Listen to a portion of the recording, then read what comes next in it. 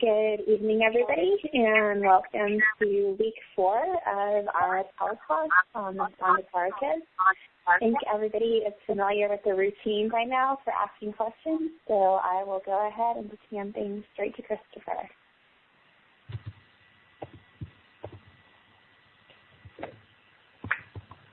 So good evening, everybody. Welcome to week, oh boy, I'm going to say week 5. Is it actually week 5, Meredith? No, it's 4. Oh, it's week 4. Good. And then that gives us more leeway. So welcome, everybody, to the class, broadcast to you live from Oakland, California. And I'm glad Meredith reminded us about the question format. Feel free to type anything in when you're ready. And I want to mention something before we do the opening invocation that I've been offering as sort of a gift more often as of late in live classes, and that is when we come to these extremely deep, extremely loaded with meaning teachings, it's utterly critical that we undertake our study with baby steps. That is to say, as I've been offering to people, if you leave any one of these classes feeling like you have digested, feeling like you've been inspired by maybe 10%, 12% of the teachings, then you're on fire. That's to say, these studies are about immersion, and immersion has to do with sort of undermining or dissolving the Western approach to studying anything that's spiritually inspiring, such as the Spanda teaching. And that Western mindset, if you'll pardon the broad sweeping generalization, is one that I've suffered from, in which I feel like I have to learn and digest everything on the spot that's being taught. But I can tell you that I've been into this text and into the commentary we're studying for many years, and I've dove in many times. And every time I teach, every time I read the text and teach it, I get something new out of it.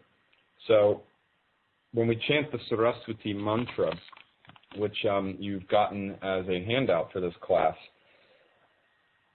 what we're doing is tapping in with that core inner Spanda principle, as Shai Maharaja says, that divine light within that opens the heart space, opens us to be able to receive the teachings, to literally step into the flow of grace, the flow of Saraswati herself, the goddess who represents the open channel between the divine realm and the human realm, the human heart, and the heart of Shiva, vis-a-vis studying these sacred texts. So with that, we'll begin with our Bija mantras, 3 Oms, 3 Shring mantras. Shri, S-H-R-E-E-N-G, is how this mantra sounds, represents the manifest, or you might say the common seed syllable for the goddess herself, even for the goddess Kali, who represents the matron chief goddess of the Krama lineage that our teacher Shai Maharaja is so closely tied to. The Krama lineage is also the lineage that is most closely affiliated with the Spanda tradition, or I should say vice versa. Spanda rises out of this dynamic, if you will, even revolutionary teaching of Tantra, the Krama lineage, which espouses the radical notion that the goddess represents the very phases, the cyclical phases of thought, the cyclical phases of emotion. And so when we attune in a state of acceptance with these emotions and thoughts, not necessarily by giving them strength or taking strength from them, but by accepting where I am at, and I practice my yoga to center my consciousness as one with the goddess inside the cycle of thought and emotion goddesses, the chief goddess being Kali. This is the Krama. And the whole notion of it is Spanda, that not only the universe is dancing with vibration or as vibration, as the rhythms of contraction and expansion, Nimesha, Ummesha, but so it is that at the core of this dance, my own life, my own breath, my own thought cycles and emotions is a mirror for the cosmic dance itself. So when we chant the 3 Oms, these mantras represent Shiva, represent the cosmic ocean of consciousness. when we chant Shring, we are calling the name of the goddess, but we are giving incredible reverence just by uttering this word with a sense of devotion. We're coming into deep attunement with this goddess, with the goddess, as the very movement of thought, breath, and mind that rises from the heart, permeates through the chakras, surges forth the awakened state, breaking through the granthi, or knot, in the palate, third eye region, and bringing us to the lunar nectar of Shiva. This is why with each in-breath, before chanting Om or Shrim, the meditation is on visualizing cool lunar current settling into the heart with an expanded chest at the peak of inhale, and to come into what is called, what I've mentioned before, as the divine posture. And let's take that now. Some of you know the divine posture. For others, it's new. It's simply to take a deep inhale, drawing the cool lunar air into the heart, and before we release, we prepare to open the jaw. And that is the divine posture. Sighing out the stress of our day. Please continue. We'll do some deep breathing for a moment. Sighing the jaw open. Release the stress of the day, the self-judgments that tell me that I must be a particular way, that I must identify with a particular thought or emotion, instead of just being free.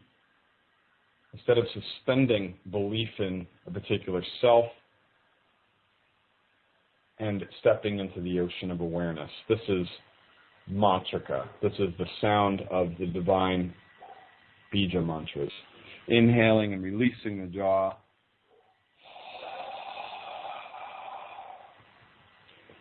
So we'll do 3 rounds of each and then open our hearts to the Saraswati mantra, which you can follow along in the handout that was sent, or if you didn't have time to print it, just listen along and we can bring it up later. So bringing in the breath to the heart center.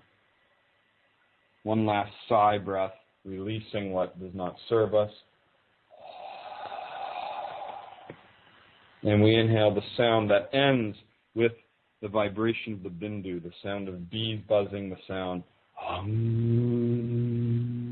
Please inhale the lunar breath into the heart.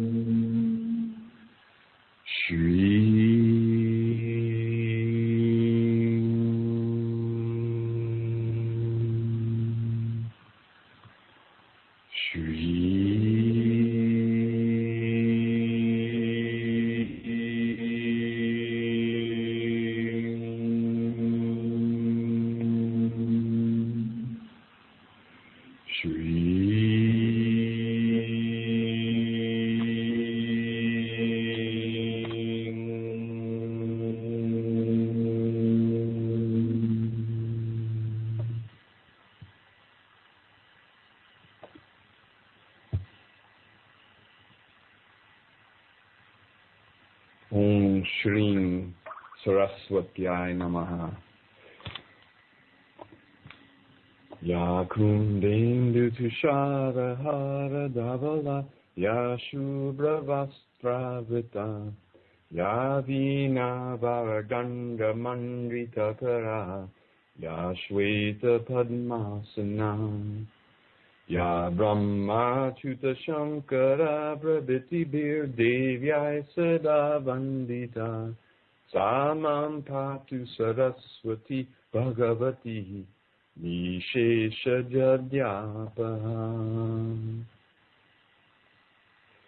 Om, we give praise to Supreme Goddess Saraswati, whose face is as beautiful as a jasmine flower, who is as luminescent as the moon, as intricate as a snowflake, who is dressed in glorious white garments. She holds the veena, the lute, in her hands and bestows boons on her disciples as she sits on her white lotus throne. We honor beloved Saraswati, who is encircled and worshipped by the gods, that she may bestow blessings upon us. May the goddess remove our ignorance and brighten our life with the light of knowledge. Om Shri Saraswatyai Namaha. So welcome everybody, whether you're live with us or listening on your iPod during the week or something like that. This is an exciting week for me personally, particularly because we'll find tonight, sort of vicariously, that the actual yoga practices that we'll be diving into, I want to say the end of next week or the beginning of the next session after that, and these are the yoga teachings that are quintessential to the Spanda philosophy. That's to say, when we talk about, or when Kshemaraja talks about attuning with the Spanda principle, if this has not been made clear enough yet, I hope to do so tonight. The Spanda principle represents that seed, literally sporata, or quivering throb of consciousness that expresses itself as the emergence of all things, the rise of the wave out of the ocean, and withdraws all things that are born back into itself, nimesha, dissolution. So Spanda is vibration in the sense that it is the goddess pouring forth time and space, pouring forth consciousness in terms of the act of creation, and as the wave goes up, it must come down. She is also that vibration of dissolution, the movement of all things into the oceanic source of consciousness through the state of the experience of death, decay, dissolution, nimesha. But when we say Spanda principle, we're talking about the core heart behind those movements. Just as I breathe in, this represents emergence, shrishti, inhale. I bring in oxygen that expands life force. The in-breath is often called the jiva prana, that is to say, the breath that is enlivening, literally perpetuates life, oxygen. And I exhale out death, dead cells, carbon dioxide.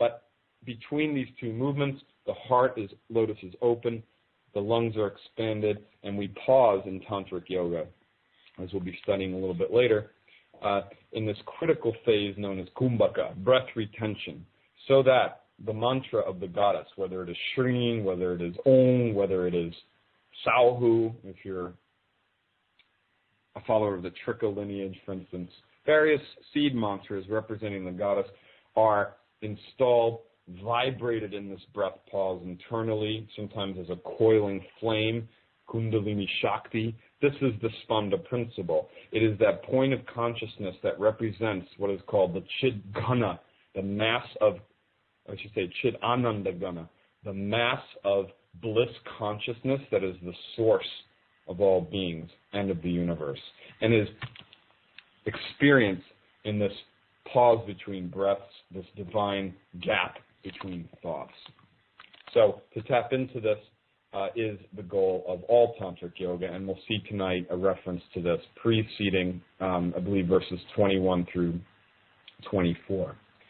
And so we're still in the section that Kshemaraja calls the study, the philosophy of the vibration of the goddess, Spanda, as one's own essential being. This we'll see at the top now of our handout for tonight, week 4 verses. So I invite you to check in with me now and join me with this handout. So this is section 1 of 3 sections that comprise the 52 verses. So we're moving along through the first section. And so, leaving off where we were last week, the Spanda text itself, legendary author of which is Kalita, continues by reverencing the Spanda principle as our highest source. The Spanda principle, as I've just tried to explain it in terms of that quivering throb behind all birth and all death, all emergence and all destruction. So verses 6 and 7. Yata karan navargo yaham vimudo mudo vatsvayam Swahantarena chakrena pravriti stiti samritti labhite tat prayatnena pariksham tatvamadarat yatta swatantratatasya sarvatreyam akritrima.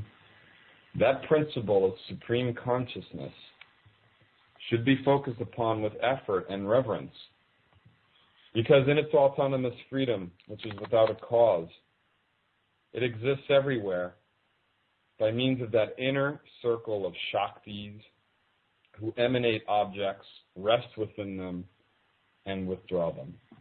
That group of five senses that seem themselves to be self-guiding, in truth, have no volition in and of themselves. Now here we have a classic example of pretty cryptic verses. I mean, it's not to say that we can't glean a true definition or understanding just by reading them raw, but hopefully this gives us a sense of exactly why we need Kshemarajya, because it's not particularly clear what the relationship is between what the verses identify as the inner circle of Shaktis, that's the connotation, and the group of five senses. Now, we can tell by looking at these verses that we're simply talking about perceptual awareness. And these are critical verses because they give us the clue as to how, A, we get caught up in identifying and contracting our awareness into pure sensual experience, and B, what it means to tap in with the source of our awareness so that we can become, as we'll hear in the final verse of the Spandakarikas, gods and goddesses of the wheel of cognition. That is to say, already here in stanzas 6 and 7, we have the connotation being delivered that one who experiences pure attunement with that core Spanda principle lives in a state of living liberation, Jivan Mukti, so that they can perceive their senses, channeling energy, interacting with the objective world that's created, withdrawn as we dissolve this back into the heart space. This is the experience celebrated, lauded by many enlightened masters who describe their awareness as expanded beyond the five senses. Their awareness is identified. For instance, if you read Paramahamsa Yogananda's autobiography of a yogi, there's a chapter called An Experience in Cosmic Consciousness, in which he shares this incredible experience he has when his guru taps him on the heart and literally drives his consciousness out of the vessel or vehicle of the body, and he expands beyond even the city block that he's on, begins to identify his awareness as streaming into the galaxy, enveloping towns and cities and the whole globe. But with great detail, he describes how it was just incredible. I could see out of the back of my head, my awareness was vastly expanded. And when Yogananda, in this example, reached his awakening, sometime after that, his lasting awakening, which is a glimpse he was given by his guru, he, like many others, describes what it's like to viscerally interact with the world as one flowing bliss ball of consciousness that has no stress within it because it's simply a play of consciousness itself. So Kshemarajya unpacks this a little bit. And first he will dive into identifying how it is we are to focus upon that Spanda principle by quoting the Shiva Sutras. So I'll be occasionally, as usual, reading the Sanskrit, which I didn't include because your handout would be massively long. And if you would like to see the Sanskrit for Kshemarajya's commentary, you've been given the English in your handout, I'm happy to send it along. So he says, Tanir nitam tatvam adarat shraddhaya prayatnena cha udyamo bhairava itti shiva sutra pratipharitena sarva vedopa samharatmana nijao jhovriti sparana rupena paripurnantar mukha swarupa sevanatmana bhairava rupeno doyama pariksham. That principle, quote unquote, from the verse of Spanda is to be focused upon with effort and reverence, quote unquote. This has been defined in an aphorism of the Shiva Sutras, simply Udyamo Bhairava. This is the famous statement that defines consciousness in that text, the Shiva Sutras. Simply, Bhairava manifests or arises, Udyama.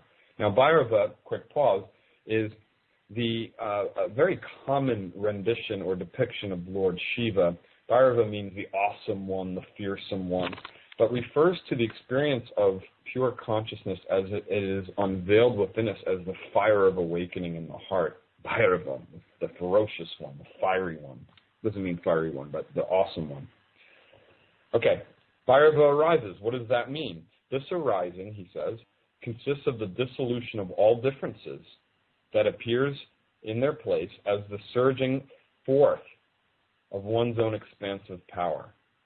Bhairava takes the place of the experience of differences. So this fire surges forth, this fire of consciousness. So the act of devotion is to the full manifestation of one's own perfectly fulfilled inner nature. This is to be meditated upon as the surging forth of Bhairava. Okay. Let's continue because I was going to actually explain what he does and he explains in a second. Okay, we'll do English here. Thus, the meaning of what is said in this verse is this, dash. Shankara, meaning Shiva, or Bhairava, who is one's own true nature, through his own unlimited, quote, autonomous freedom, unquote, simultaneously manifests as the circle of goddess powers, the 12 Kalis, of the one beloved goddess, who is the instrumental source power behind the, not he, behind the particular group of 5 senses that are themselves insentient. This circle drives them to perform the actions of emanation or emergence, stasis, and withdrawal, quote unquote. So what he's saying here, of course, is that this is hearkening back to week 2, but that the phases of cognition themselves, the very thought blossoms, as the text describes later, that emerge as our own thoughts throughout the day, are governed by goddess powers. These literally are goddesses or kalis in a retinue, a krama, a circle. Now these goddesses, we have to remember that energy is Shakti. So our very breath is Shakti. The blood pulsing through our veins is Shakti. And so it is that the movement of chitta vritti, or the circulation of thoughts, of mind activity, represents pulsations or blossoms of goddess powers also. Just as the breath is the flow of Shakti 21,600 rounds a day, so it is the circle of 12 Kalis blossom forth as our own thoughts. But the verses 6 and 7 and Kshemaraja are very clear in saying that we must not mistake the 5 senses as conscious agents. They are literally just doorways. Hearing, tasting, smelling, touching, seeing are literally doors through which the goddess, as these kalis, these expressions, surge forth, create the objective world, and are withdrawn back into the heart again. So in essence, a very complex-sounding verse is simply saying that in ordinary everyday cognition, we must learn to recognize that our senses are mere vehicles for the surging forth, as if the tide rolling in of goddess power through the senses and drawing back into the heart of consciousness, just as the waves of the senses then ebb back at low tide, you might say. He'll explain a bit more now. By the way, this might sound a little bit patronizing. Hope it doesn't. But remember that I go a little bit faster because these are recorded classes, and you can always rewind if you want to sort of dive back in to a particular point if you feel I spoke fast through it. So he says, therefore one is to carefully discern that it is the circle of sense goddesses that really masters the sequence of emergence in the other stages of consciousness. How? Through the inert vehicle of the group of 5 senses. They surge forth. The result of which is that the yogin's own true nature is understood to be identical with the beloved one, Shiva himself, Shankara himself, who drives forth both the goddesses of the senses and the group of five senses through his uncaused autonomous power. This is the meaning of what is taught here. So again, Kshemaraj is simply trying to say that when you walk down the street, to give a very simple example, and the senses fire off and connect with the world of sight, the world of sound, taste, smell, etc., touch, the illusion is often created that I am this little ego, name and form, walking around, and my senses are as if conscious. But actually, we are waves on the ocean of consciousness, and our own senses are doorways for the streaming forth of Shakti. She extends herself into the objective world and flows back into the autonomous divine source within when we inhale back into the heart space. So even mere ordinary sensual experience is a dance of Shakti. And to really nail the whole thing together, Kshemaraj defaults to possibly, and I mentioned this last week with some degree of humor, one of the giddiest, most enlightened, most ecstatically joyful sages that we've ever come across. And this is, of course, Kshemaraj's great-grand teacher. So Abhinavagupta's grand teacher, namely Utpaladeva, the famous author of the epic work in the early 10th century, the Ishwara Pratibhigya Karikas, the stanzas on recognizing God. So he quotes Utpaladeva here.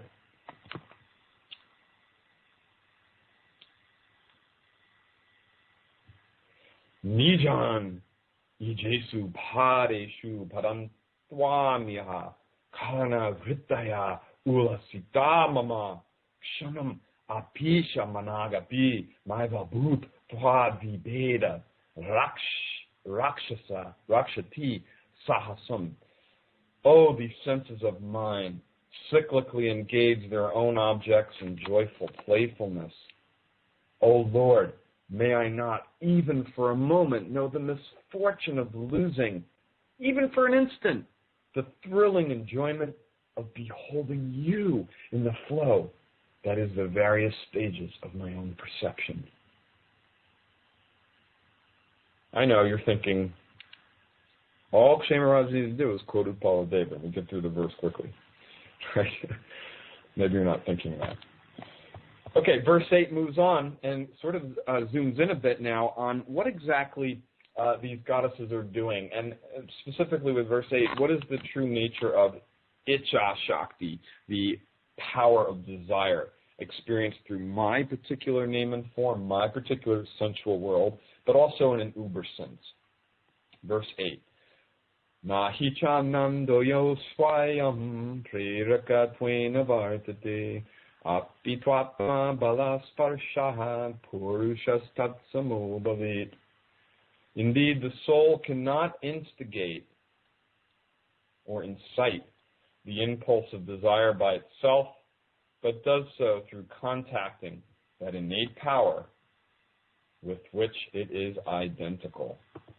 What is that innate power with which it is identical? Okay.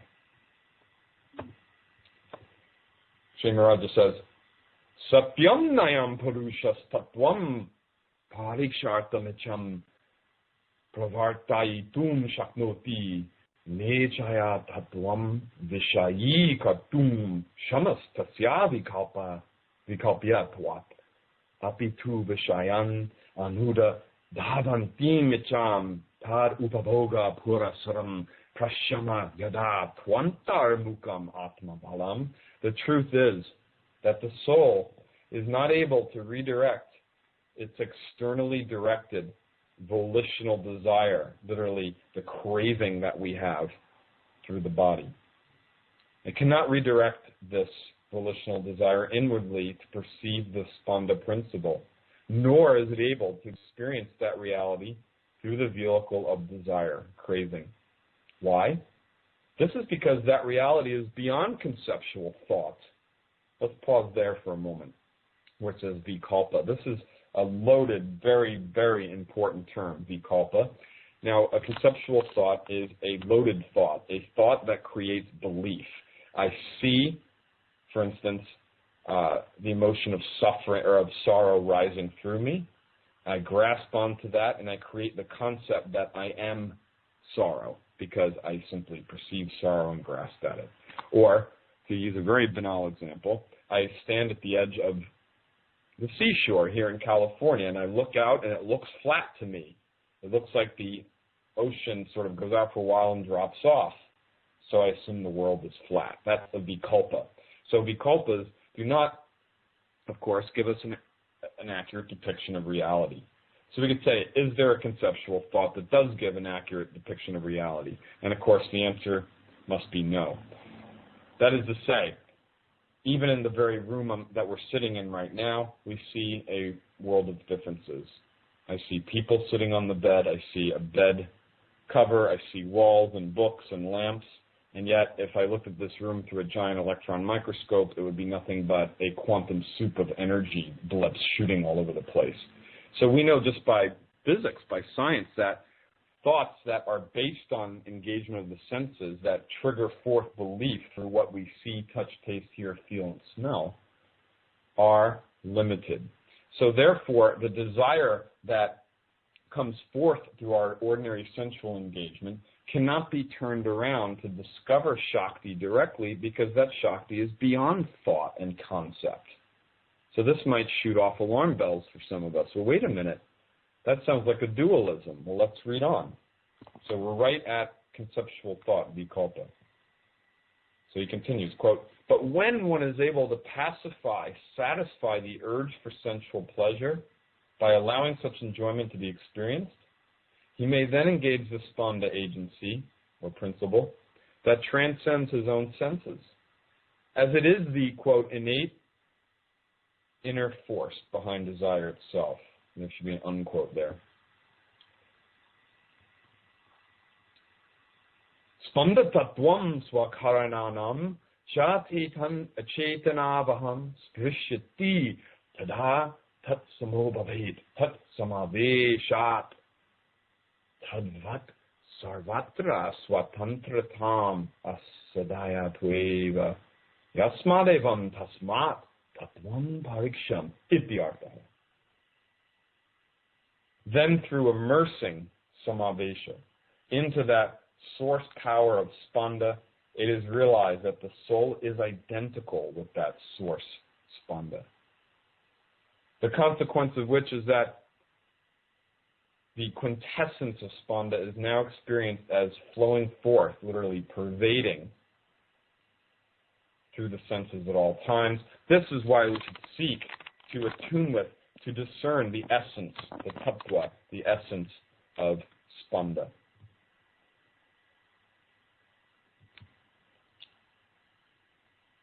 Okay, so let's move on before unpacking that further because verse 9 will deepen the discussion. So where we're at sort of now in this sort of pivotal flow in identifying the activity of desire, we're recognizing that if there is a desire that is left unfulfilled, and this is a particular desire that creates lots of vikalpa, chitta vritti, anxiety, Kshemaraja takes the revolutionary step, the tantric step of saying, look, I mean, this is the connotation.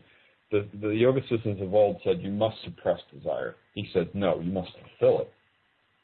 But only when you've learned that the true ultimate object to be desired is the source of joy itself, then the proclivity is to taste more and more of that nectar. This is the term samavesha, which means to immerse or to dive into, to plunge into the heart nectar. And here we have a radical shift in our understanding of desire. Yes, we must fulfill desire, but the more one learns to taste the nectar, which is responsible for all the happiness we've ever had, which is within the heart, which is the spanda principle, that becomes more attractive, and our desire can then safely be turned inward. So there's two levels of desire here. One is ordinary desire for limited, transient things of the senses, A. which Kshemaraja says, yes, have them fulfilled. Don't let them create mental disturbance. But also, don't let your energy get drained by mindless indulgence in sensual pleasure.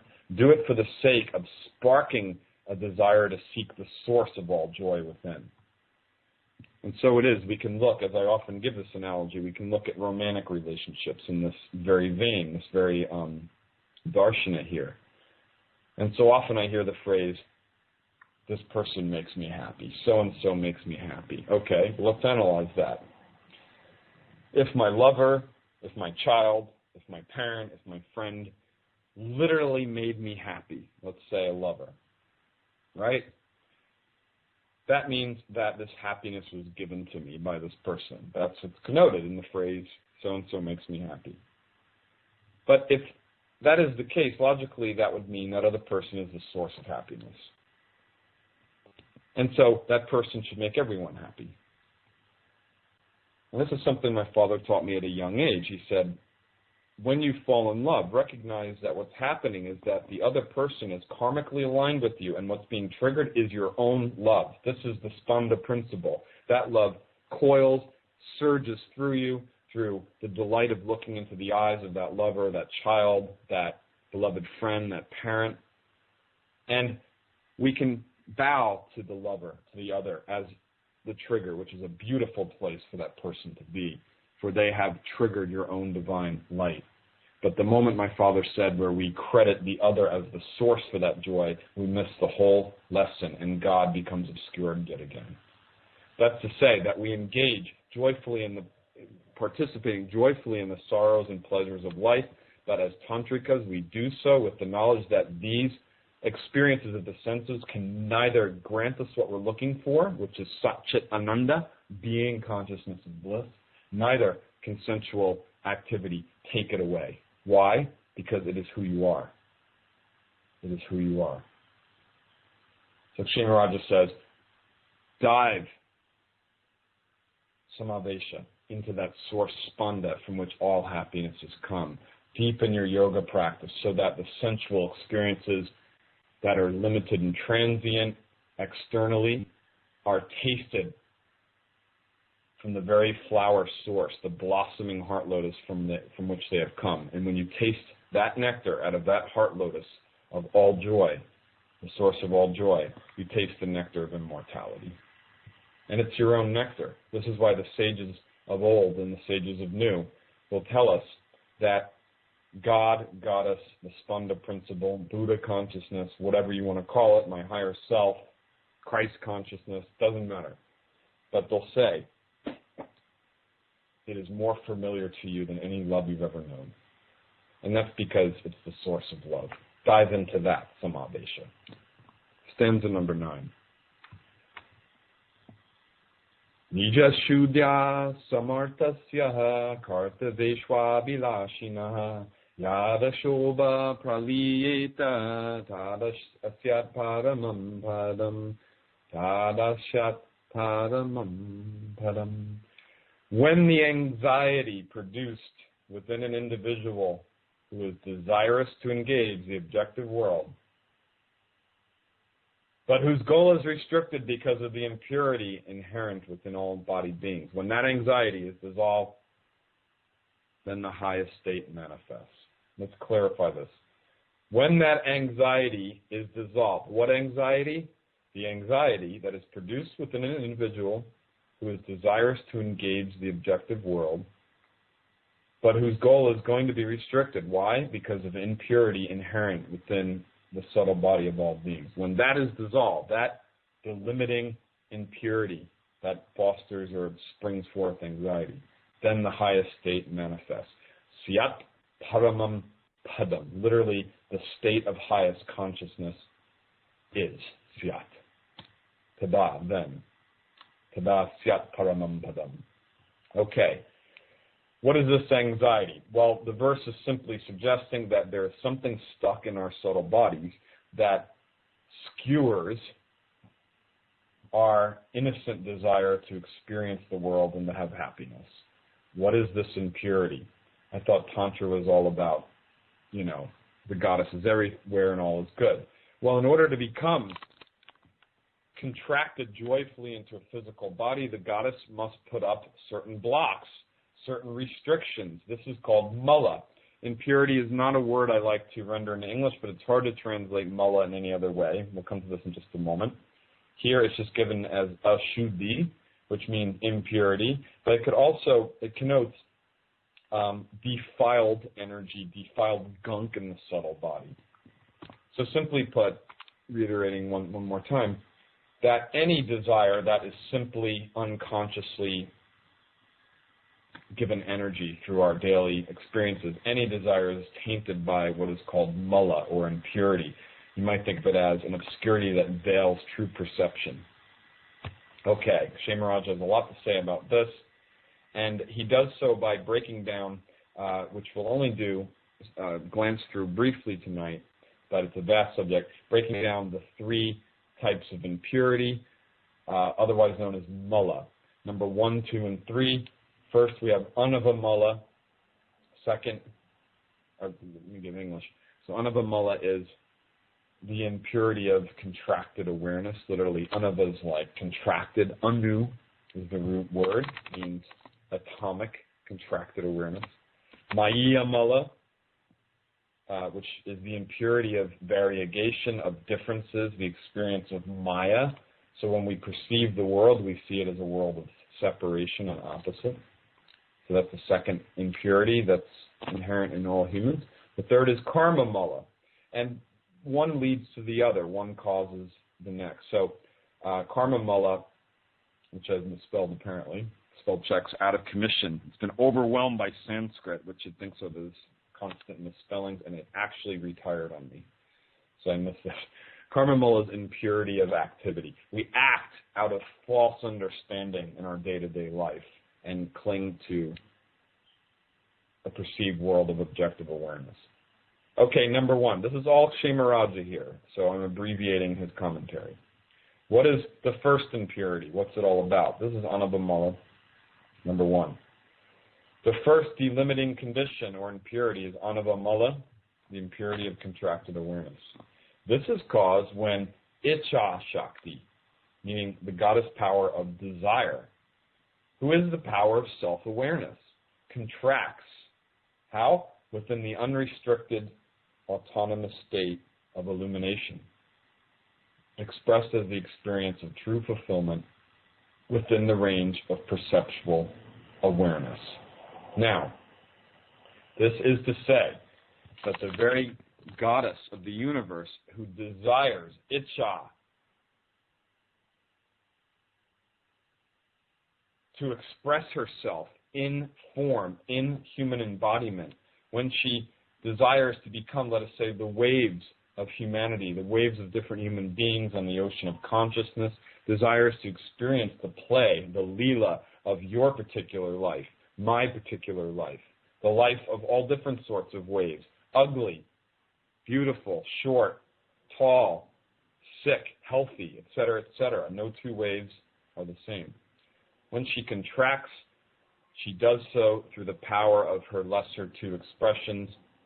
If Icha Shakti is Maha Shakti, the power of self-awareness, then we have from this Kriya Shakti and Jnana Shakti. So Kriya Shakti then is the power of activity. She will manifest forth in the third mala, karma mala, and the other expression, Jnana Shakti, the power of limited knowledge. And this is number 2. So, in other words, Jnana Shakti is the source power behind her two lesser expressions. Sorry, did I say Jnana? Icha Shakti is the source behind Kriya and Jnana Shakti. Okay, number 2, mala, is Maya, caused by the goddess power of knowledge, Jnana Shakti. So, when the power of desire joyfully contracts herself into human form, the next experience is triggered by Jnana Shakti, and this is Maya mala. That is to say, the impurity or the block, if you will, the obscurity, the mala of variegation, simply perceiving a world of differences. Now let's pause there. if we identify with one particular wave on the ocean, which is what we're talking about, we see what? We look around and see other waves. We see a world of differences made up of you and me, this and that, night and day, young and old, here and there, beautiful and ugly, etc., etc. Ebb and tide, creation, destruction. So if you are a wave looking around, you see, as the ocean, it seems to look to you to be something of variegation. And this is an impurity, not in the sense like sin impurity, but it is an impure veil on perception. Why? Because the ocean is really the source of the wave. Waves are just limited temporary expressions of consciousness of the ocean. And we over-identify with this, and suddenly we're trying to protect our wave versus the other waves, trying to perpetuate a permanent sense of wavehood when our own wave, our body, our mind, our emotions are flowing pulsations of Icha Shakti, of simply the desire to be. So he says, Jnana Shakti, the power, God's power of knowledge, is then caused to be restricted into 5 sheaths, or kanchikas, which gradually lead to a perception of a world of differences. This is the second impurity, Maya Mala. Here, omniscience is reduced to the range of compartmentalized understanding. This is what we're talking about. In other words, the world of Post-it notes, the world of labeling. And we know that just by looking at, say, the image of the yin-yang, that all concepts are illusory, because anything that has an opposite is not a solid thing. But I perceive birth. The baby is born. The seedling comes out of the ground. What has death to do with that?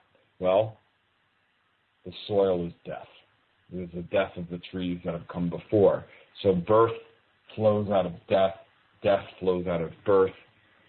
But on the level of Maya Mala, things seem to be temporary, permanent, and everything seems to be scintillating in a world of differences. This is called suffering, because Maya Mala is exactly that impurity that blocks our awareness of our true oceanic self.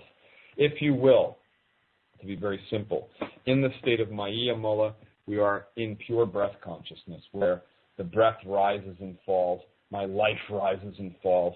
We are in a constant state of reverberation in which our awareness is caught up in the flow of time. To be in time means to be engaged in the world of suffering. For all beings that are in time, all beings are in time, suffer. Why? Because they're trying to find timelessness, trying to find lasting peace in a world of change. It cannot happen at the surface level of awareness, at the wave level of the ocean, at the level of pure mental experience. And so we seek to plunge deeper than this. And to realize Maya Mala is an illusion. There's no separation. The waves are really ocean. So this triggers the third, Karma Mala. This is, of course, the volition to act. So we act out of Karma Mala. Okay, he says, this leads to Karma Mala, the impurity of action, qualified as this. Makes it very simple for us.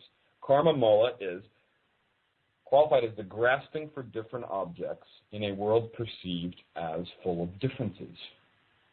It is the grasping for different, not just physical objects, ideas, the right life partner, the right stuff to put in my house, the right sense of self-identity, the labels, the Post-it notes. We grasp for this. Why?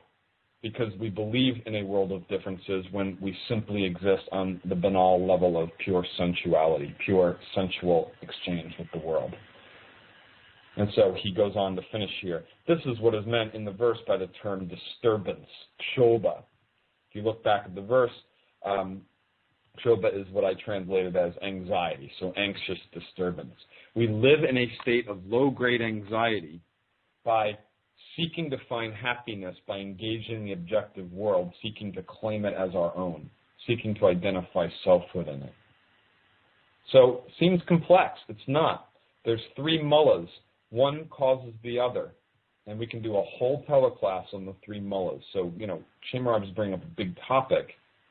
We don't even have time to go into the 5 sheaths, which are simply, under number 2, the kanchikas, the restricted aspects of awareness, such as passion, raga, for this object or this person to bring me happiness.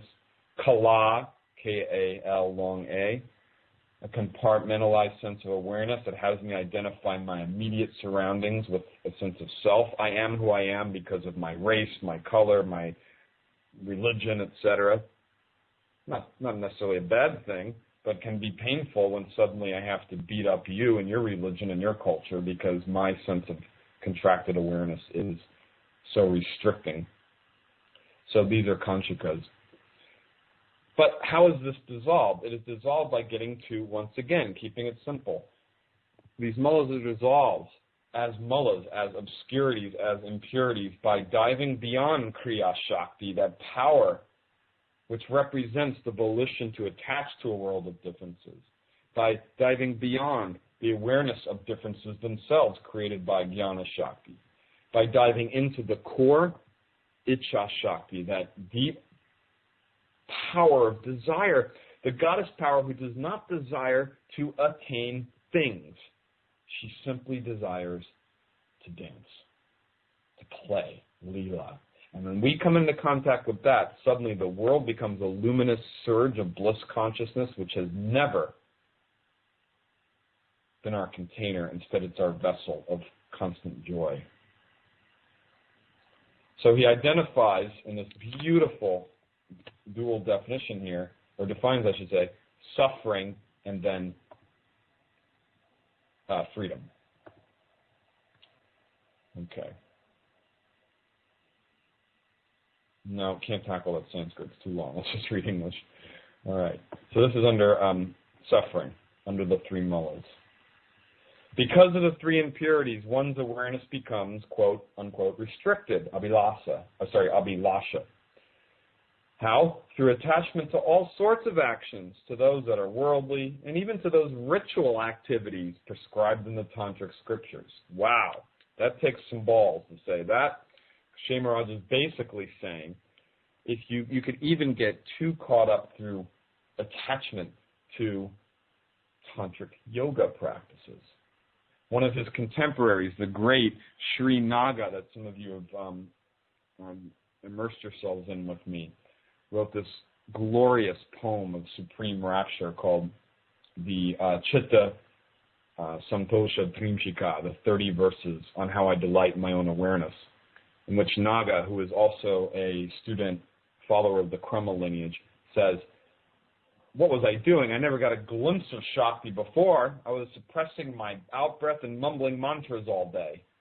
So there's this sort of cultural milieu that comes up with these goddess-worshipping tantrics that even tantric yoga could be taken to the extreme, where you get attached to the outcome of accomplishment instead of just dissolving, grasping caused by these mullahs, even for enlightenment itself. Okay, but continuing, he says, one's awareness becomes restricted because one cannot attain all of his desires. Why? Because of the perceptual obstruction caused by these three impurities. He becomes preoccupied with desires and is unable to find even momentary rest in his essential nature. And this is the nature of desire. When we desire anything less than the Spanda principle, than our own divine source, when we give in to the idea that desire will bring me happiness, to fulfill desire will make me happy. Innocent enough, but what if that desire is to eat donuts? What if that desire is for the perfect lover? What happens is desire itself gets out of control. Desire spurs more desire. The Buddhists have taught us this long before. And Kshemaraj recognizes the fallacy of trying to find happiness in a shifting world of impermanence. Except he adds that beautiful caveat. He says, yeah, but you should do it anyway. I mean, get off on your senses for a little while, but do it consciously. Recognize that, sure, this is pleasurable to make love or to eat donuts or to engage in whatever my ego tells me will make me happy. But recognize the limitations therein. And realize that when you get high on anything, the high comes from within you. Seek that, not just the triggers outside of yourself. Seek the source of that happiness. And then your mind will no longer run the game with this kshoba, this anxious energy. And here he gives us the result of that surrender, freedom. But when the anxiety that manifests within a subject who is helplessly dominated by the cycle of desire thoroughly dissolves, what vanishes is the misconstruing of one's essential self with what is not the self. Let's say that again. What vanishes is, what is the anxiety? What vanishes is the anxious misconstruing of one's essential, immortal, timeless, blissful self with what is not the self, such as whatever I put in the blank. I'm happy because blank makes me happy. That is misconstruing one's essential self with what is not the self. And we do it all the time. If you ask somebody, why are you so happy today? And they say, well, because I just got a raise at work, because so-and-so expressed love for me. I'm happy because of those things. They set themselves up for suffering, inevitably. What if we were to say, as my father once said when he was sick, I'm happy despite my life situations, or my interactions with the raise at work, my interactions of exchanging energy with someone I love trigger my own happiness. Then we're tuning in with the Spanda principle. Beautiful. So he goes on. When this anxiety dissolves, then the highest state, quote unquote, meaning the Spanda source, will surge forth from within the domain of that formerly deluded subject's perception. Then his entire perceptual range will be imbued with the highest pratyabhigya, self-recognition. Literally, the bliss, the surge of consciousness in this moment of surrender takes over the senses. And so the enlightened master, the Jivan Mukta, lives in a state of constant joy, even as their mind is still spinning off stories about what is needed to make me happy. The mind becomes a non-obstacle, for the mullas have dissolved. So then he finally defines impurity. And here he's doing a wonderful, really tantric cleaning house, because he doesn't want us to think that impurity is really impurity. We'll explain. Nija shuddhi shabdena malam nama dravyam kritak bhutam astitiye pratipanaste dushatwena kaktakshitaha. The term impurity in the verse is indicated by the phrase, quote, inherent delimitation, nija shuddhi. Those who might imagine that this phrase indicates the presence of an actual tangible substance, dravyam, literally gunk or shit, in the body, that is separate from the self, well, they've been indirectly refuted in my comments above. Meaning to say, impurity is not really impurity. These are the necessary contracting, you might say, vehicles of consciousness expression that allow us to experience my Christness. My friends Tamara and Jamie are here. This is how they experience their Jamie-ness, Tamara-ness, right? Meredith, who's listening in. Her Meredith-ness is expressed through these mullas. That is to say, the beautiful wave of expression of consciousness with which you are is catalyzed by these energies of Shakti. And when it comes time to experience the source ocean of our awareness, when we realize, you know what, the senses in and of themselves can't give me what I want, then I dive inward instead of always letting my Shakti flow outward into the desert soil of materialism. Verse 10. We'll come to questions. I think we'll do a final Q&A instead of a break Q&A. So I haven't forgotten you all. Please type in, send in any comments, and we'll save time at the end. Let's take a breath in. Deep breath in, releasing a nice sigh. For now, we're about to move into a glimpse of this incredible practice of Tantric Yoga Sadhana in verse 11. But first, stanza 10. Tadasya kritimo dharmo yatva kartatva lakshana yatastari sitam sarvam janati cha karoti cha. When one's true uncreated nature, characterized as the experience of pure subjectivity, as well as what is cognized. Let's say that again.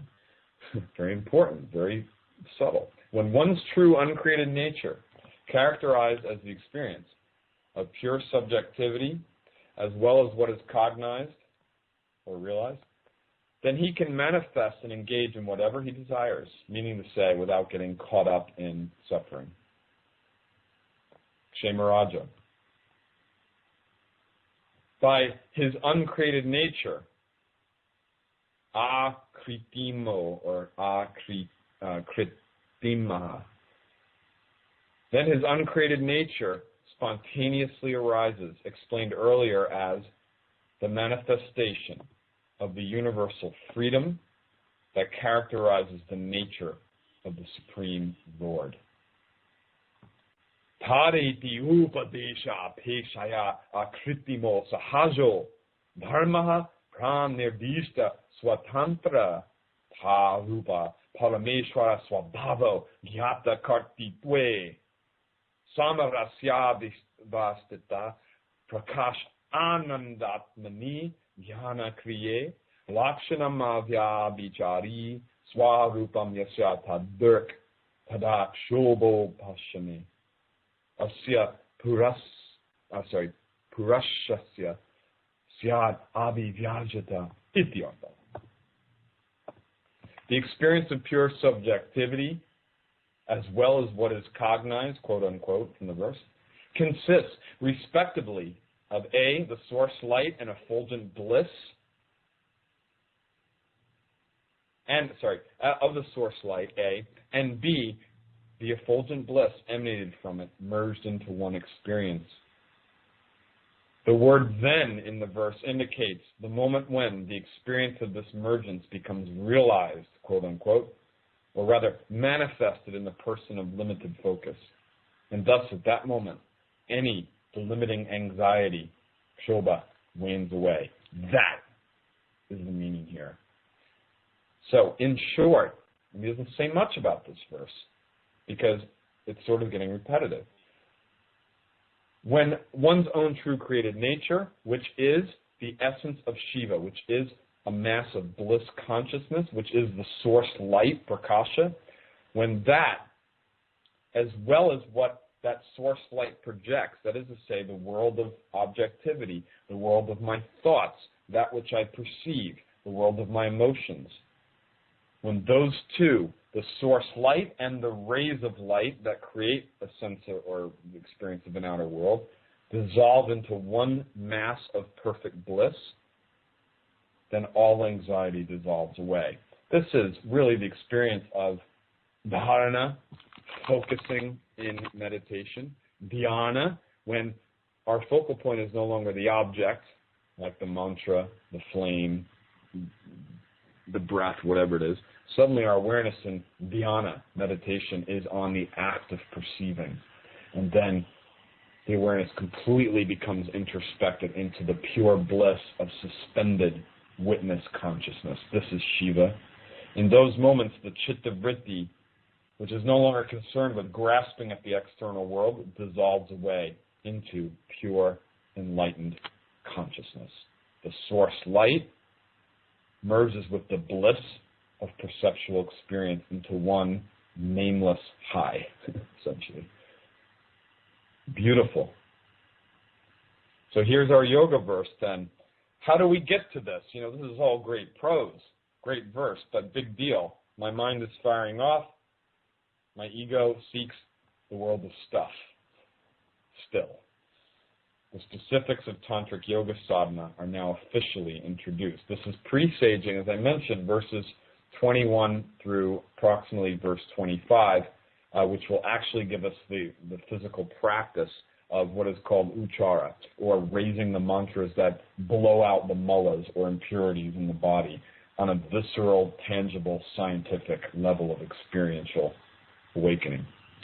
So this is a preface verse to that, which you would not glean from reading the verse itself. It is one of these sort of rhetorical, ecstatic verses, in which we might imagine the sage Kalata is simply getting high now. He writes this. Kamadishtatirvadenaha swabhavam avalokayam Smayamana ivasteyahas tasyayam kushriti kutaha. How can the painful cycle of constant change affect one who remains in a state of amazement, beholding his own nature to be the same as the one which presides over all of life? How can the painful cycle of constant change affect one who remains in a state of amazement, beholding his own eternal nature to be the same as the one who presides over all of life? That, of course, that one is Shiva. This reminds me of a story I may have told just very briefly. We talk about the painful cycle of constant change. I remember the last few days I was with my father, who was, before he died, fighting this very, very progressive cancer, bone marrow cancer. And nonetheless, his practice had deepened so much, and he, as I think I've mentioned to this particular group here, was practicing a very, very, very ancient form of uchara, of raising seed syllables through the body. And these syllables, or this practice of raising syllables, is certainly the heart of Tantric Yoga, the same tradition that gives us postural sequencing, for instance. And one day, after a very, very blissful session of meditation and rolling these mantras, my aunt came over to visit, and one of my aunts, and she asked my father, how are you doing? And he didn't look so hot, but he said, incredible! I'm full of bliss today. I see nothing but the light of the self. She took a few steps backward, thought he was losing it, because he looked, as I said, a little bit sick and kind of run down. It wasn't terminal, but, he was not doing great physically. But he was being sincere in his answer. Now, his body was undergoing painful cycle of constant change. It was literally decaying and breaking apart, and he was in physical pain. And yet he had tapped into that Spanda principle. I and many others were witness to this. So he looks at her compassionately, and after a moment says, oh, you mean his body? Oh, it's all fucked up. It's all messed up. And, to me that was it. I mean, that's verse 11. When we identify with the Spanda principle, we identify with the source of all joy. And so the constant cycle of change, which is painful for all beings who are not in tune with that Spanda principle. Why? Because they're caught up in trying to make permanence out of impermanence. How do we know this? Well, people say all the time, I'm having a hard time, I'm going through change. In a sense, that's an insane statement, because no one is never, a lot of negatives here, no one is never not changing. Or to say it affirmatively, everyone is always experiencing change. Every breath you take, every move you make is imbued with cycling, with recycling.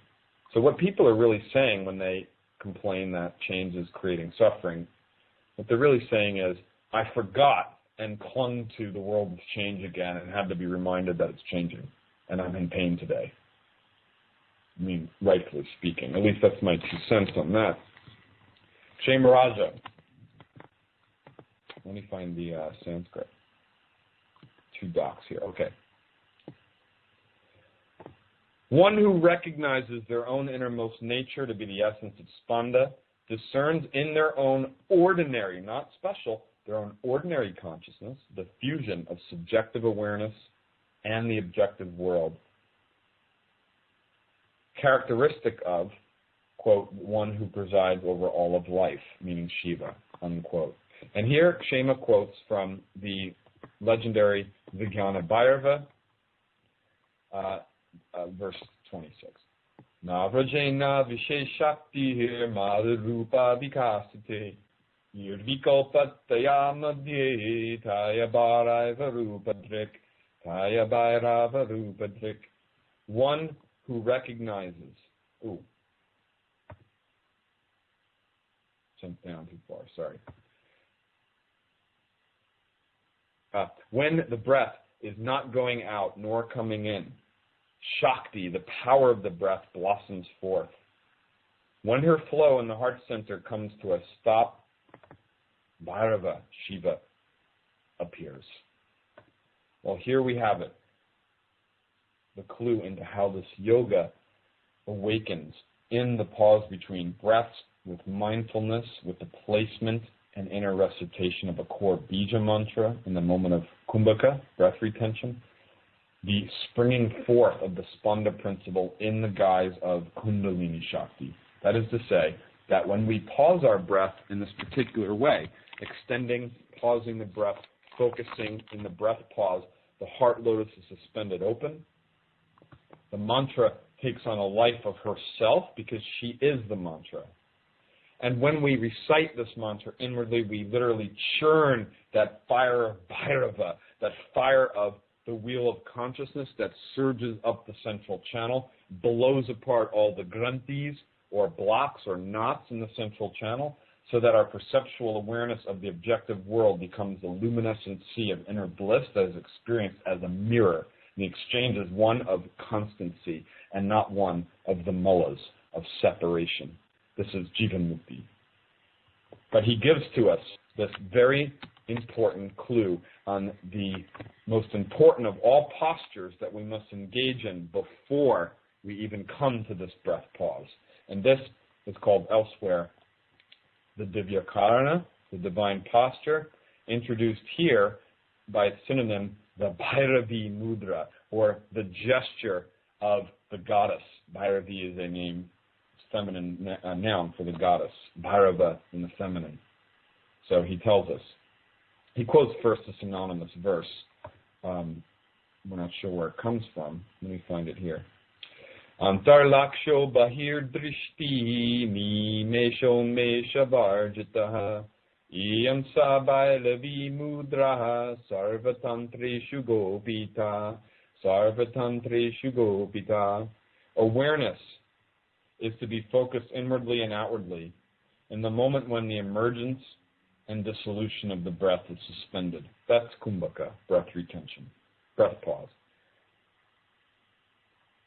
This is the gesture, or what I should say, sorry, slight typo. This is when the gesture of Bhairavi should be engaged, the gesture that is hidden in all of the tantras. And indeed, let me tell you right now, it is hidden. I have come across the Bhairavi Mudra as a phrase, or the Divya Karana, same thing, and not had a definition. What is the divine posture? What is the posture of the goddess? It's obviously a physical embodied posture. And in Kshemaraj's commentary on the Swachanda Tantra about a year and a half ago, I found it. It is the release of the jaw. The release of the jaw that we have in the expression of astonishment when we're wowed to death by something. But it's a very, very technical pose insofar as, even though it is simple, it is one that opens the Sushumna flow of Shakti from the base of the spine through the navel and heart, but past the all too formidable palate granthi. There is a knot or a block at the point just below the third eye in the upward flow and the downward flow of the Sushumna. And to not rise above this leaves the human condition enmeshed in the world of duality. So this is the toughest nut to crack, as it were. When the jaw is open in the Bhairavi Mudra, as if, he'll tell us, as if you're in a facial gesture of amazement, this opens up that channel so that the third vowel, really the last uttered vowel in Sanskrit, can permeate that seed mantra and vibrate Shakti through to the crown chakra. Very important. Now, if we watch people who are stressed out, driving in traffic, pissed off, you'll notice, even if it's yourself, you'll notice three things.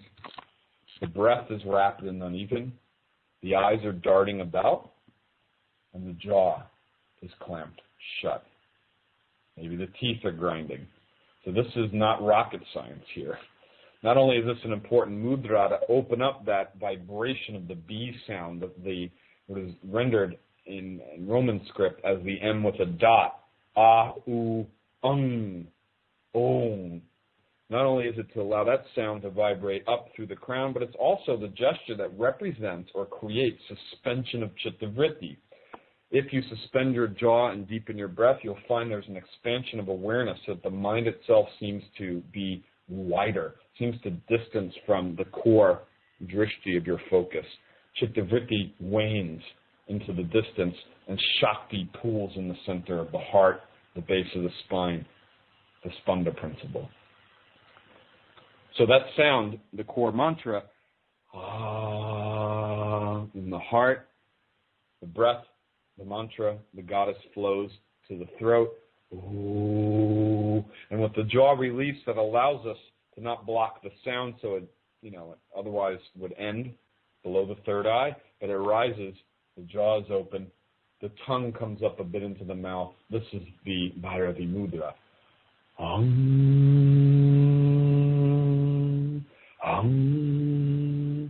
So all together,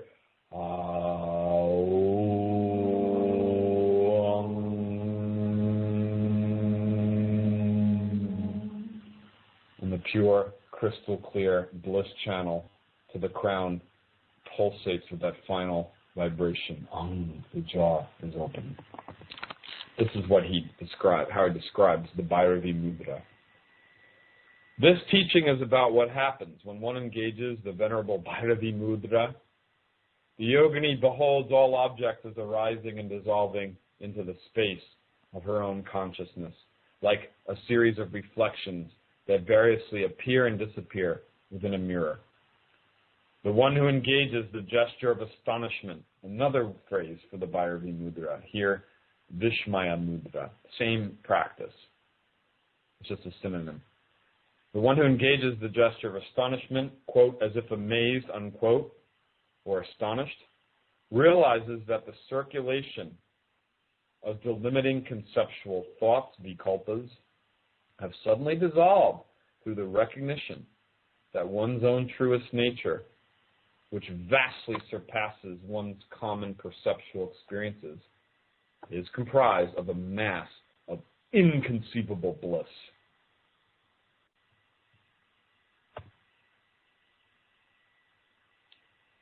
Fruti sakala vritti smayamano vishmaya mudra pravishta eva mahavikasa sada chanat cha sahasaiva samudita samuchitatva vikasa swabhovya ya yoga nidra aste tishtatina twas tavastam bach chitti Chittili bhavati tasyayam itti. As she attains the state of the great expansion, suddenly her own essential nature comes surging to the foreground. The word, quote, remains from the verse, unquote, refers to the master yogi or yogini who continually abides in this state without ever losing it. Who continually abides in the state of the great surge, the great expansion, comprised of a mass of inconceivable bliss and light. Paramananda Gana Lokotara Swaswarupa Pratyabhigyat. One recognizes as one's own true essential nature that's surging forth through the field of their perception of that mass of blissful consciousness that is their own supreme self. He quotes the Malini Vijayottara Tantra. This is the core text of the Trika lineage that is celebrated by his guru, Abhinavagupta. One whose awareness is fixed on reality, even when enjoying the objects of the senses, remains immune to the limitation, just as a lotus leaf remains untouched by water that rolls over it. So the Jivan Mukta, the one who lives in the liberated state, engages, as the Buddhists say, in the joyful participation of the sorrows of life and is immune to it. That is to say, is not caught up in the dream world of suffering because she or he perceives all of this as one bliss, one mass bliss of consciousness. Light is lila. Lila means play, but it does not mean the play of what we associate with Tantra all too often, the play of constant happiness or temporary happiness. The bliss of puffy clouds, bunnies, and orgasms, as my dear friend and colleague Harish Wallace, whose apartment I'm sitting in, by the way, for those fans of his that are listening, as he once comically denoted. It's a false interpretation of the word Tantra. That's to say, all of life is play, yes, but play has drama in it. There is death in life. And if you cling to this play as something solid, something that identifies your immoral nature, you will surely suffer. But the one who remains abiding in that bliss state of self-recognition is as if a lotus leaf, untouched by the waters of suffering. Whereas the poet Rumi says, live like bird song that floats through a downpour of rain. You are, as the yogi, the bird song that experiences the rain but is never touched by it and sings her melody even amidst the downpour of the sufferings of life. Beautiful. Now, with 9 minutes to go, we enter a subject which, although not necessarily super complex, is nonetheless somewhat deep. So what I think I'll do is preface it and come back to it next week, and we'll dive right into the nitty-gritty of verses 12 and 13. Now, what we see here is Shamaraj's necessary refutation of competing schools. Now, we might say this is, what's the use of this? But it is useful because his refutation of the middle path school of Buddhism, Madhyamaka Buddhism, and Advaita Vedanta, the Hindu school of absolute non-dualistic philosophy, represent phases, you might say, in the evolution of Kashmiri Shaivism. But according to Kshemaraja, they do not go far enough. And to understand the differences between these different philosophical systems can actually empower us and help us to understand how it is that Tantra gives us the ultimate, according to Kshemaraja, life-affirming posture, in which dynamism of change is accepted, not rejected as painful, but is accepted as the pulsation of Shakti, creating the world of experience. Now, Madhyamaka Buddhism is founded by the philosopher Nagarjuna before the Tantric movement. It's one of the early schools of the movement called the Great Vehicle of Buddhism, the Mahayana, which is pretty much post-Christ, meaning to say its first expression is the Apragyaparamita school, the perfection of wisdom school, out of which Nagarjuna's Madhyamaka Buddhism springs forth. And he posits that ultimate reality is absolutely a void, shunya. It's empty of any reality, in which there's neither a knower, an experiencer, nor the act of knowing, and therefore nothing that can be known. And so there is no subject, object, and hence the very act of knowing anything is an illusion. So Nagarjuna goes to great lengths to make everything appear as empty of any identifiable construct. Whereas Advaita Vedanta, which isn't actually that different from this school, speaks of the absolute as a thing that can be experienced, but has something else to say about the nature of experience.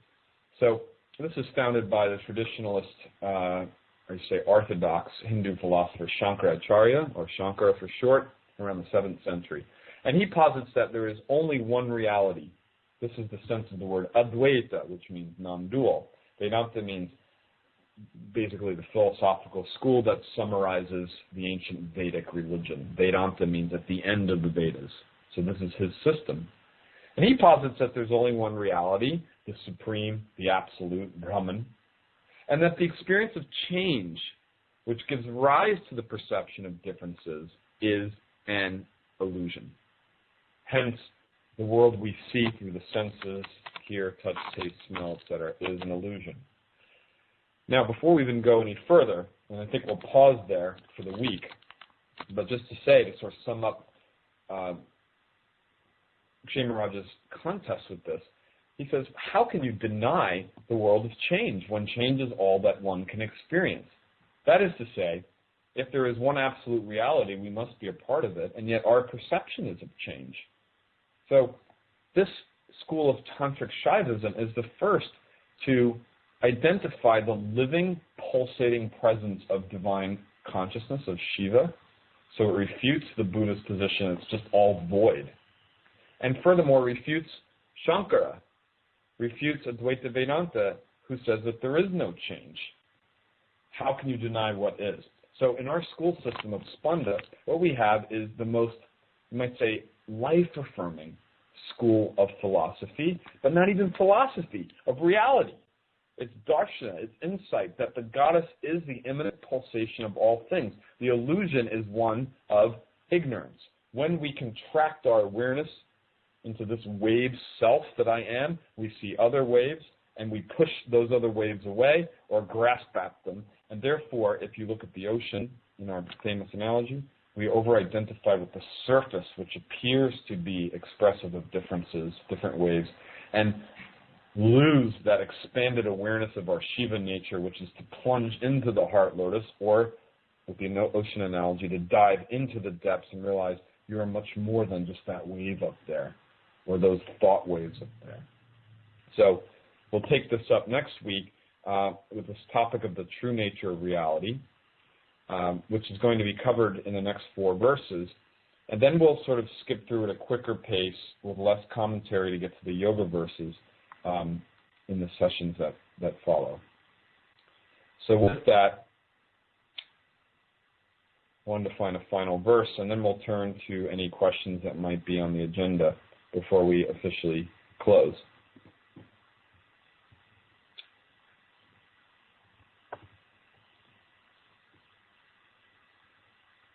That's what we'll do. Let's come back to Utpaladeva. I'm going to quote his most beloved verse that is quoted by Kshemaraja in this commentary. I'll just bring it up here. Yes. This, if you will, you may not have this out, it's from last week, but it's okay. Please close your eyes, take in a breath with a nice release. If I got 10% tonight, I'm on fire. The gift is release.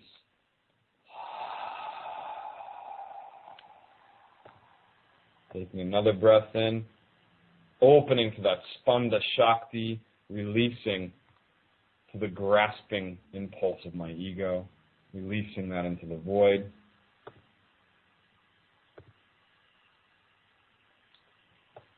And coming into a final recitation of one Om and one Shri.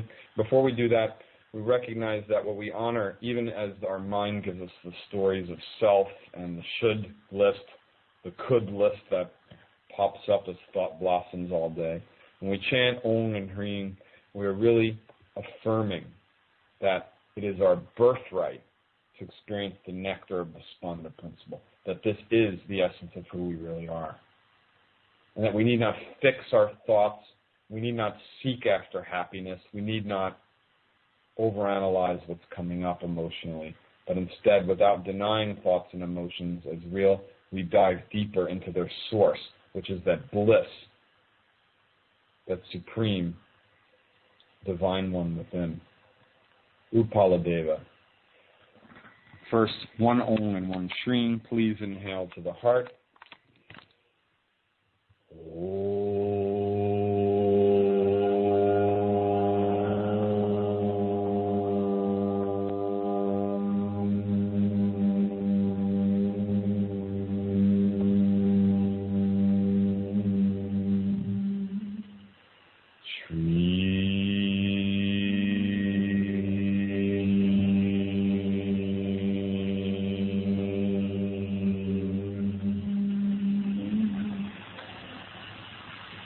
Duganyapi suganyate vishamapyamritayate mokshayate cha sansaro yatra margaha sa shankaraha.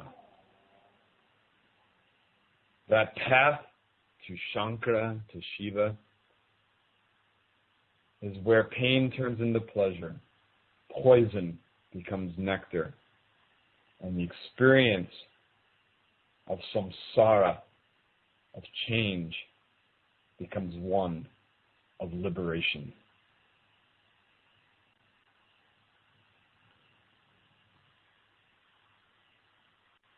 Om Shri Kshema Rajaya Shri Utpala Devaya, and to you, Shri Kulaya Namostute Namaha. Namaste. Thank you for listening. And now we'll turn it over to Meredith for those of you that would like to stay tuned and see if there's any questions. We'll have a little banter for a few minutes.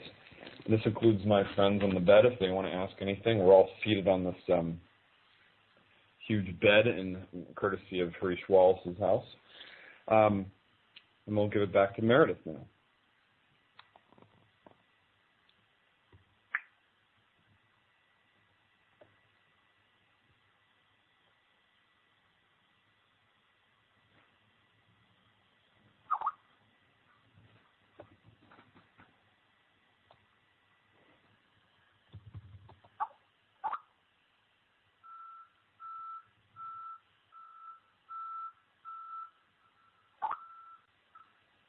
Okay, here's one reflection. Meredith's typing them in. We seem to have lost. We have some sort of audio problem, so sorry about that.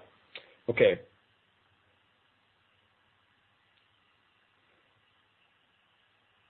The reflection is, Abhinavagupta emphasized that to the extent possible, it is far preferable that the breath be affected, abated, as a result of samavesha, rather than being controlled forcibly by external means. It seems that it is both easier and more efficacious to produce an external effect from deep within, rather than to practice external pranayama. Granted, Abhinavagupta allows for any means that helps us to achieve samavesha, even the external angas, but gives great preferential treatment to the inner techniques. Okay, so this is Wallace from the other room, obviously. I think it could be that somebody in the audience is this deeply into Abhinavagupta. I don't know. Anyway, he's saying that Abhinavagupta basically celebrates the Gnostic experience of samavesha through cognitive awareness that is naturally experienced and focuses less on the experience, or rather the, let's say, the rigors of tantric yoga. I don't know for sure that that's Wallace, but it sounds like him. That's absolutely true, except that, of course, Abhinavagupta expresses the core approach, let us say, for him, the most challenging approach to samavesha, or immersion into the divine, is through the classic practice, the daily ritual of tantric yoga. And that's true.